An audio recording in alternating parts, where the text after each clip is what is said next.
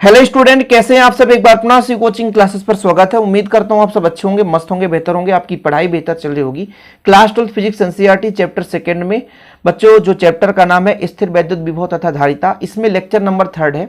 यदि आप 2024 की तैयारी कर रहे हैं तो प्रिपरेशन कर रहे हैं तो बेहतर रूप से मैं ऑल टॉपिक्स क्लियर कर रहा हूं, आप बेहतर रूप से तैयारी करते चलें। आज हम चर्चा करेंगे बच्चों अच्छे अनुदैर्ध्य स्थिति में, अच्छी स्थिति को ही हम अनुदैर्ध्य बोल सकते हैं, अनुदैर्ध्य स्थिति बोल सकते हैं, इसमें कितना विभव होता है। आप लोगों को एक डाउट होगा कि सर ये अच्छी स्थिति या अनुदैर्ध्य स्थिति क्या कहलाता है। जैसे मेरे पास एक द्विध्रुव है, वैद्युत द्विध्रुव है। द्विध्रुव का मतलब जैसे मैं कहता हूं एक हमारा A है और एक हमारा B है, ये दो बिंदु हैं और इन दोनों बिंदु पर अलग अलग आवेश है। द्विध्रुव है तो मैं मान के चलता हूं यहां पर प्लस क्यू आवेश है, यहां पर मान के चलता हूं माइनस क्यू आवेश है। अब इसके ही जैसे मान के चलता हूं कि इसका एक अक्ष है, इधर हम बढ़ा दें बच्चों चाहे इधर बढ़ा दें, अक्ष है। अब इसके अक्ष पर यदि किसी बिंदु पर हम, जैसे इस बिंदु पर हम क्या करना चाहते हैं, ये हम यहां पर एक बिंदु P ले लिए, यहां पर विभव निकालना चाहते हैं, तब इसकी ये स्थिति जो है अच्छी स्थिति कहलाएगी। यानी एक ऐसा बिंदु जिस बिंदु पर हमें, एक ऐसा बिंदु जिस बिंदु पर हमें विभव ज्ञात करनी हो, वो बढ़ाए गए द्विध्रुव अक्ष पर स्थित हो। हमने द्विध्रुव को बढ़ा दिया तो एक अक्ष बन गया और उसी अक्ष पर यदि वो बिंदु स्थित है तो अच्छी स्थिति या अनुदैर्ध्य स्थिति कहलाता है। ठीक है बच्चों, अब मैं आपसे कहूं कि हमेशा द्विध्रुव की लंबाई को कितना मानकर चलते हैं, हमेशा 2a या 2l मानकर चलते हैं। हम चाहें तो l भी मान सकते हैं, लेकिन कैलकुलेशन को आसान बनाने के लिए या तो 2l मानते हैं या तो 2a मानकर चलते हैं। अब यहां पे एक मध्य बिंदु है बच्चों, ये मध्य बिंदु O है और इस मध्य बिंदु से r दूरी पर ये बिंदु P है।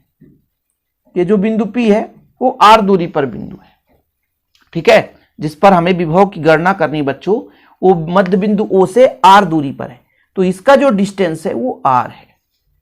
तो सबसे पहले तो बात आ जाती है कि अच्छी स्थिति किसे कहते हैं, अनुदैर्ध्य स्थिति किसे कहते हैं बच्चों। तो आप लोगों को पता होना चाहिए कि हमारे पास एक वैद्युत द्विध्रुव है, इसके कारण किसी बिंदु पर हमें विभव निकालनी है। यदि वह द्विध्रुव को बढ़ाए गए अक्ष पर स्थित है, द्विध्रुव को बढ़ाए गए अक्ष पर स्थित है, यानी द्विध्रुव से हमने अक्ष खींचा, उसी को बढ़ाया तो एक अक्ष बन गया, और उसी अक्ष पर यदि वो बिंदु है तो फिर वो बिंदु हमारा अक्षीय स्थिति का बिंदु कहलाएगा। वो और जो हमारा ये स्थिति कंडीशन है वो अनुदैर्ध्य स्थिति या अच्छी स्थिति कहलाता है। अर्थात वह बिंदु जिस पर हमें विभव की गणना करनी है बढ़ाए गए द्विध्रुव अक्ष पर स्थित हो तो उसे हम अच्छी स्थिति, यानी उसके अक्ष पर ही स्थित है इसलिए अच्छी स्थिति, अनुदैर्ध्य स्थिति कहते हैं। ये हमने मानकर चला है कि ए बी हमारे पास एक वैद्युत द्विध्रुव है जो प्लस क्यू और माइनस क्यू से निर्मित है। डायग्राम जैसा बनाए वैसे वैसे आप लोग बना लेंगे, कोई दिक्कत नहीं है। माना ए बी एक वैद्युत द्विध्रुव है जो प्लस क्यू और माइनस क्यू आवेशों से निर्मित है, और ये जो पूरा माध्यम है हमारा वैद्युत द्विध्रुव का, ये के परावैद्युतांक वाले माध्यम में रखा हुआ है। भाई इसके चारों कोई ना कोई माध्यम होगा, तो ये जो परावैद्युतांक हमारा है वो एक माध्यम का परावैद्युतांक है जो जिस माध्यम पर हमारा एक वैद्युत द्विध्रुव रखा हुआ है। ठीक है बच्चों, ए बी एक क्या है, वैद्युत द्विध्रुव है, प्लस क्यू माइनस क्यू से निर्मित है, के परावैद्युतांक के माध्यम में रखा हुआ है, और इसकी लंबाई कितनी हमने मान ली है तो 2a, मतलब ए बी की लंबाई, वैद्युत द्विध्रुव की लंबाई 2a है। इसके मध्य बिंदु से r दूरी पर एक बिंदु P है जिस पर हमें क्या करना बच्चों, विद्युत विभव की गणना करनी, यानी बिंदु P पर हमें विद्युत विभव की गणना करनी है। आगे बात करते हैं इसकी कहानी की। यहां से कहानी होता है शुरू। बच्चों शुरू कैसे होगा, हम दोनों बिंदुओं के कारण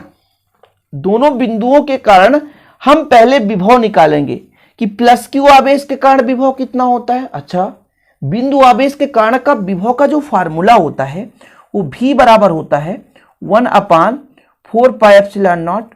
यदि माध्यम है तो उसका परावैद्युतांक, आवेश है वो आपका Q, और बच्चों वहां से दूरी कितना है, जैसे मैं A से दूरी P की तो मैं कह दूंगा AP। यदि बच्चों यही मैं मान लो 1 करता हूं और 2 के लिए, B के लिए बात करूंगा तो 1/4 पाई एप्सिलॉन नॉट के Q अपान दूरी कितना है B से P, तो BP हो जाएगा। ये दोनों जरूरत पड़ेंगी।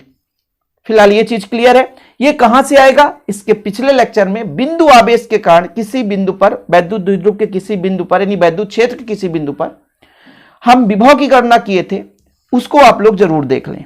और भैया आप लोगों को मैं हमेशा कहता हूं कि बच्चों यदि क्रम से देखते हैं ना, सीरियल से देखते हैं ना, तो आपका तैयारी बेहतर होगा और आपको कोई प्रॉब्लम भी नहीं होगी। ठीक है, तो चलिए शुरू करते हैं इसको लिखना बच्चों। तो यहां पर देखिए जैसे जैसे डायग्राम वैसे वैसे मैंने लिख दिया है कि माना ए बी एक वैद्युत द्विध्रुव जो प्लस क्यू माइनस क्यू आवेश से निर्मित है, ए बी एक वैद्युत द्विध्रुव प्लस क्यू माइनस क्यू से निर्मित है, के प्रवैद्युतांक में रखा हुआ है। ये जो द्विध्रुव है पूरा के प्रवैद्युतांक के माध्यम में रखा हुआ है। द्विध्रुव की लंबाई 2a, तो ये हमने 2a लंबाई मान लिया। इसके मध्य बिंदु ओ से r दूरी पर एक बिंदु P है जिस पर विभव की गणना करनी है। देखो भाई ये डायग्राम देखते चलो, डायग्राम में हर बार दिखाऊंगा। अब मैं आपसे कह दूं कि हमारे पास मान लीजिए प्लस क्यू आवेश है, प्लस क्यू आवेश कारण बिंदु P पर विभव। तो यहां पर हम लिखेंगे, क्या लिखेंगे बच्चों? प्लस क्यू आवेश के कारण, प्लस, यहां पे आप डायग्राम बना लेना, ठीक है, जैसे मैंने अलग से डायग्राम बनाया है। प्लस क्यू आवेश के कारण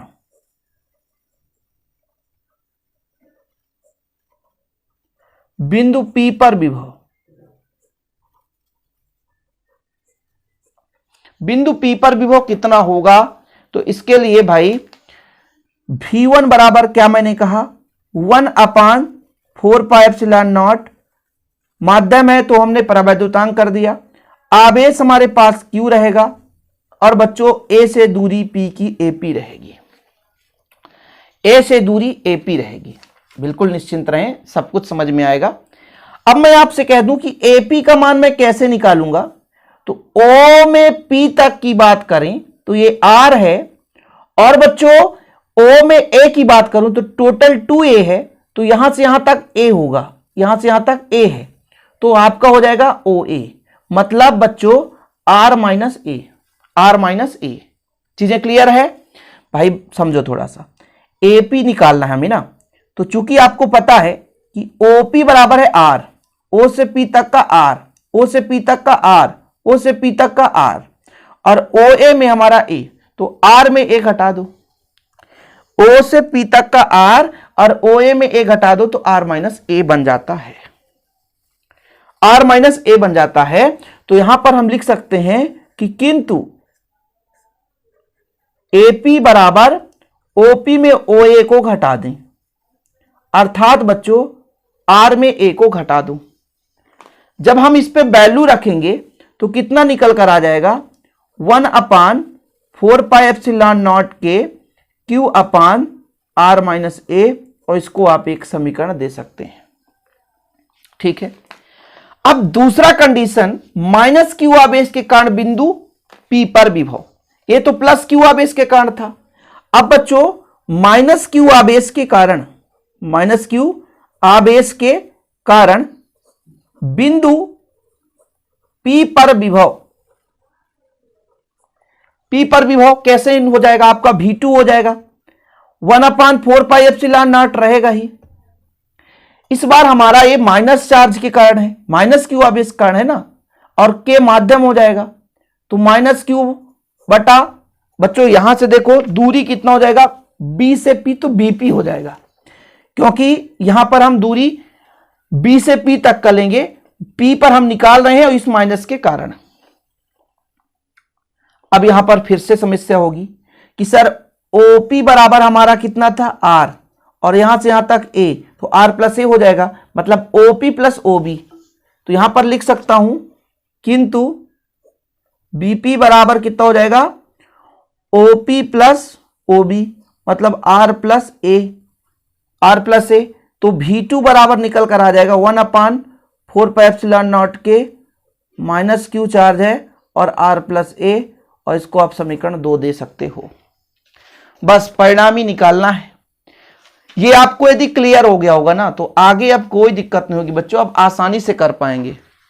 ठीक है, अब हम बस निकालेंगे कि बिंदु P पर परिणामी विभव, बिंदु P पर परिणामी विभव, परिणामी विभव, परिणामी विभव कैसे निकालते हैं बच्चों?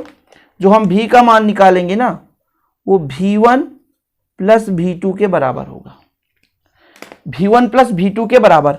मतलब अब यहां पर ये देखना कि V1 का मान कितना है, 1/4πε0 के q upon r minus a, और यहां पर बच्चों 1/4πε0 के minus q upon r plus a, ये चीज निकल कर आया था। एक काम करते हैं, इसमें से जो भी कॉमन है कॉमन ले लेते हैं। क्यू दोनों में से कॉमन आएगा और यहां पर आपका बचेगा 4πε0 के, ये कॉमन आ जाएगा। बचेगा कितना बच्चों 1/r माइनस ए, ये माइनस का यहाँ पे माइनस लग जाएगा 1/r प्लस ए। इस माइनस का यहाँ पे माइनस लग गया, नहीं माइनस प्लस गुणा होगा तो माइनस बन जाएगा। चलते हैं आगे की बात करते हैं। 4πε0 के है, देखो बच्चों इसका इधर मल्टीप्लाई कर दो r प्लस ए, इसका इधर मल्टीप्लाई कर दो r माइनस ए, और नीचे में दोनों लिख दो r माइनस ए r प्लस ए। एलसीएम ना बने तो कुछ इस प्रकार से कैलकुलेशन करना होता है, आसान हो जाता है ना समझना। इसका इधर और दोनों को नीचे लिख दो, अलग अलग है इसलिए बात कर रहा हूं मैं। सेम होते तो एक ही लेते हैं हम। q अपान 4πε0 के, देखो बच्चों यहां पर r प्लस ए है ही है, माइनस r प्लस ए हो जाएगा, तो अपना r से r तो कैंसिल हो जाएगा। a minus B, A plus B क्या कहता है A square minus B square. अब देखो इसको मैं अरेंजमेंट करूंगा, अरेंजमेंट कैसा 1/4πε0 के रहने दो, और एक आवेश इंटू यहां पर a और a 2a हो जाएगा, r स्क्वायर माइनस ए स्क्वायर। ये आपका क्या निकल कर रहा है परिणामी विभव। चूंकि एक आवेश और दोनों आवेशों के बीच की दूरी का गुणनफल ये आपका p है, जो कहलाता है द्विध्रुव आघूर्ण कहलाता बच्चों, द्विध्रुव आघूर्ण कहलाता है। इसलिए मैं v बराबर कह सकता हूं 1/4πε0 के, और q इंटू 2a के जगह आप p कर सकते हो, आपका r स्क्वायर माइनस ए स्क्वायर हो गया। ये आपका एक प्रकार से, इसको मैं समीकरण 3 दे सकता हूं, एक प्रकार से ये विभव का फार्मूला निकल कर आ गया अच्छी स्थिति पर। लेकिन यदि r का मान बिल्कुल लेस देन बहुत ही छोटा हो, यदि उल्टा कर दिया a का मान मतलब द्विध्रुव का आकार बहुत छोटा हो r से, तो किसकी उपेक्षा करूंगा, जो छोटा होगा, तो a की उपेक्षा करने पर मतलब क्या होता बच्चों, हटाने पर। तो v बराबर कितना हो जाएगा 1/4πε0 के p अपान r स्क्वायर। ये भी आपका एक फार्मूला निकल कर आ गया। ठीक है, अभी एक और फार्मूला निकल कर आएगा कि वायु या